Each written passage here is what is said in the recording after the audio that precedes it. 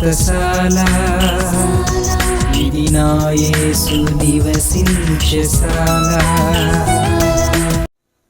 దేవునికి స్తోత్రములు కలుగునుగాక, దేవునికి మహిమ కలుగునుగాక.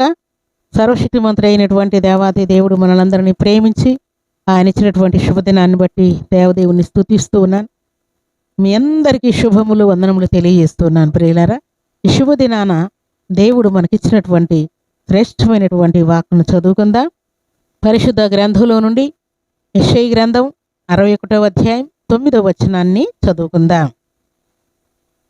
వారు యెహోవా ఆశీర్వదించిన జనమని వారిని చూచిన వారందరూ ఒప్పుకొందురు. దేవుడి శ్రేష్టమైన మాటలు దీవించి ఆశీర్వదించునుగాక.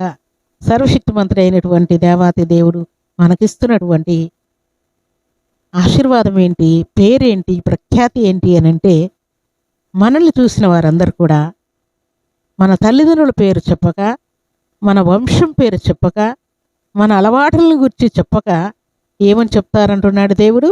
వారు యెహోవా ఆశీర్వదించిన జనమని జనులు ఒప్పుకుంటారంట. ప్రియులారా, దేవుడు ఎంత గొప్ప పేరు మనకిచ్చాడో చూడండి. వారు యెహోవా ఆశీర్వదించిన జనమని మనల్ని గురించి చెప్పుకుంటారంట. ఎందుకు చెప్పుకుంటారు అని అంటే, దేవుడు వారి పక్షముగా, ఇశ్రాయేలుల పక్షముగా ఘనకార్యాలు చేసినప్పుడు యెహోవా దేవుడు వారి పక్షంగా ఉన్నాడు గనక వారిట్టి ఘన విజయాలు చూస్తున్నారని అనేకులు మాట్లాడుకొని దేవుణ్ణి మహింపరిచినట్లుగా, అలాగే భక్తుడైనటువంటి అబ్రహాముకు దేవుడు తోడైనట్టుగా, భక్తుడైనటువంటి ఇస్సాకునకు దేవుడు తోడైనట్టుగా మనకు కూడా దేవుడు తోడై ఉన్నాడని, వీరు యెహోవా ఆశీర్వదించినటువంటి జనమని మనల్ని గురించి కూడా అనేకులు చెప్పుకునేటట్టుగా దేవుడు ఘనకార్యం చేయబోతున్నాడు. దేవునికి స్తోత్రములు కలుగునుగాక. అందుకే అలనాడు భక్తుడైనటువంటి ఇస్సాకునకు దేవుడిచ్చినటువంటి ఆశీర్వాదాన్ని ఫిలిస్తీన్లు గ్రహించారంట. ప్రియులారా, గ్రహించి ఆయన యెహోవా చేత ఆశీర్వదింపబడుతున్నాడు అన్న సంగతి గుర్తెరక స్థలాలు మావి, బావులు మావి, పొలాలు మావి, అలాగే పైరు పంటలు మావి, మా ప్రాంతంలో ఉన్నావు, మా ప్రాంతంలోనికి వచ్చి నూరంతల పంట పండిస్తున్నావని ఆయన మీద అసూయ చేత త్రవ్వినటువంటి బావులను కూడా పూడ్చివేసి ఆయన్ని ఊర్లో నుండి వెళ్ళగొట్టిన తర్వాత ఆయన దూర ప్రాంతం వెళ్ళి అక్కడ ఆయన మరలా బావులు త్రవ్వించుకొని మరలా పంట వేసి పంట పండించిన తర్వాత ఎవరైతే త్రోసి వేశారో వారు మరలా ఇస్సాకు దగ్గరికి వచ్చారంట. యెహోవా నీకు తోడయున్నాడన్న సంగతి మేము తెలుసుకున్నాం, దేవుడు నీకు తోడయున్నాడన్న సంగతి గ్రహించి మేము వచ్చామని వారు అంటూ దేవునికి స్తోత్రములు కలుగునుగాక. భక్తుడైనటువంటి ఇస్సాకునకు దేవుడు తోడయున్నాడని, యెహోవా దేవుని యొక్క ప్రజలని దేవుడు వారిని ఆశీర్వదించాడని, నూరంతలుగా ఆయన్ని వర్ధిల్ల చేశాడని జనులు గుర్తించేటట్టుగా అలనాడు ఇశ్రాయేలులకు తోడైన దేవుడు, భక్తుడైనటువంటి ఇస్సాకునకు తోడైన దేవుడు, యాకోబునకు తోడైన దేవుడు ఈ శుభదినాన మనకు కూడా దేవుడు తోడైన్నాడు. ప్రియులారా, ఆయన తోడయుండి యెహోవా జనులని, దేవుని ప్రజలని, లేక యేసయ్య బిడ్డలని, క్రైస్తవులని, లేక విశ్వాసులని అనేకులు ఒప్పుకునేటట్టుగా దేవుడు నిన్ను దీవించబోతూ ఉన్నాడన్న సత్యాన్ని నువ్వు గ్రహించాలని దేవుడు జ్ఞాపకం చేస్తున్నాడు. అందుకే కింద మాట ఏమని వ్రాయబడిందంటే, కీర్తనల గ్రంథం 21వ అధ్యాయం 6వ వచనం మనం చదువుకుంటే, నిత్యము ఆశీర్వాదకారకుడుగా ఉండునట్లు నీవు అతని నియమించి ఉన్నావు, నీ సన్నిధిని సంతోషముతో అతన్ని ఉల్లసింపజేసి ఉన్నావు.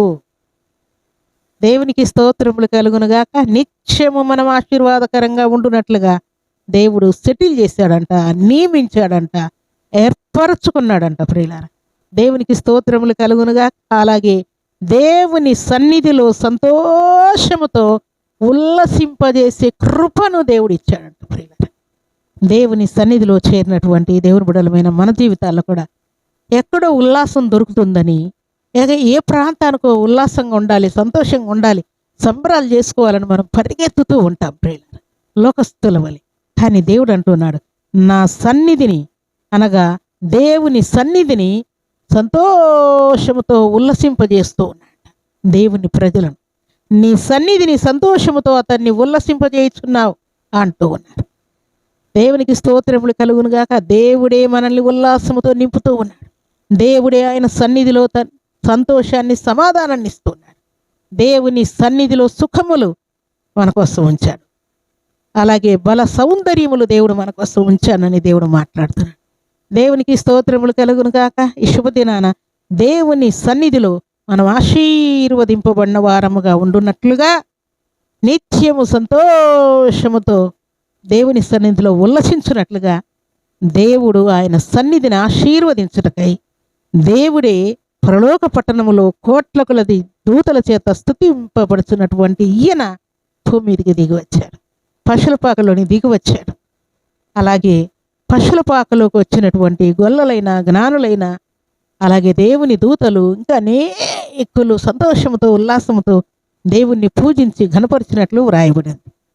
దేవుని సన్నిధిలో చేరినటువంటి మనలందరినీ కూడా దేవుడు ఉల్లాసముతో నింపబోతూ భూమి మీదకి దేవుడు దిగివచ్చటం మనకు ఒక గొప్ప ఉల్లాసం ప్రియ. అందుకే ప్రజలందరికీ కలుగు మహా సంతోషకరమైన సువర్తమానమని వ్రాయబడి ఉన్నది.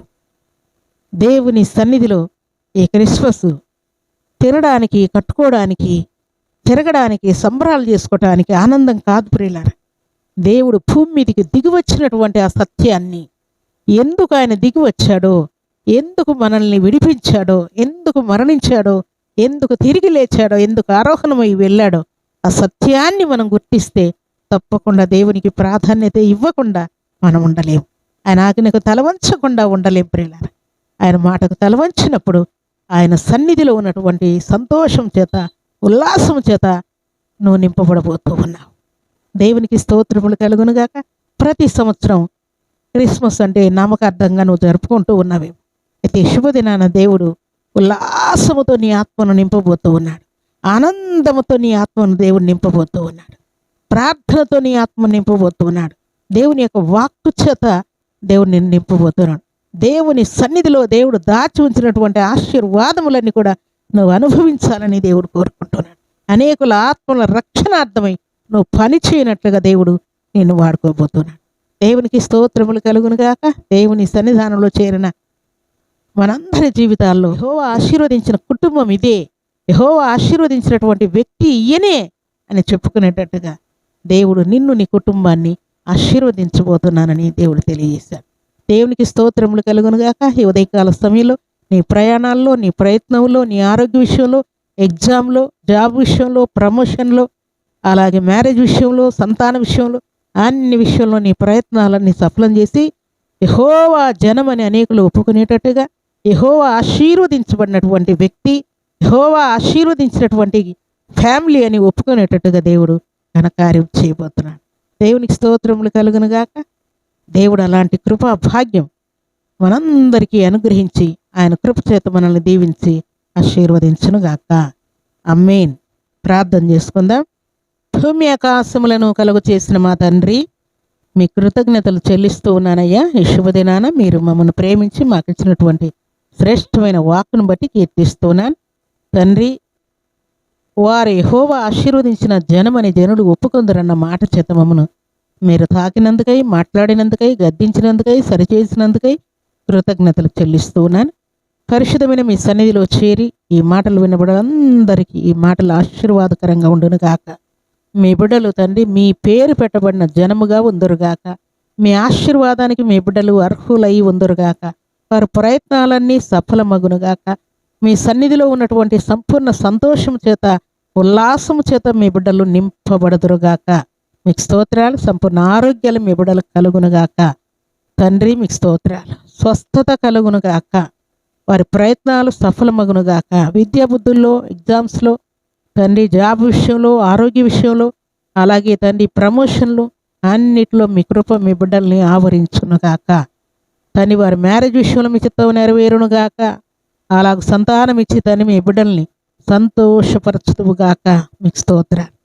ఈ శుభదినాన ఈ దినం బర్త్డేలు, మ్యారేజ్లు జరుపుకున్న బిడ్డలకును దీవెన, ఆశీర్వాదం, శుభం దయచేయమని, దీవించమని, ఈ ఉదయకాల దీవెనల ఆశీర్వాదం ప్రతి బిడ్డకు అనుగ్రహించి మేలుతో తృప్తిపరచమని యేసుక్రీస్తు పరిశుద్ధమైన నామమున స్తుతించి ప్రార్థించి అడిగి వేడుకుంటున్నాము తండ్రి. ఆమేన్.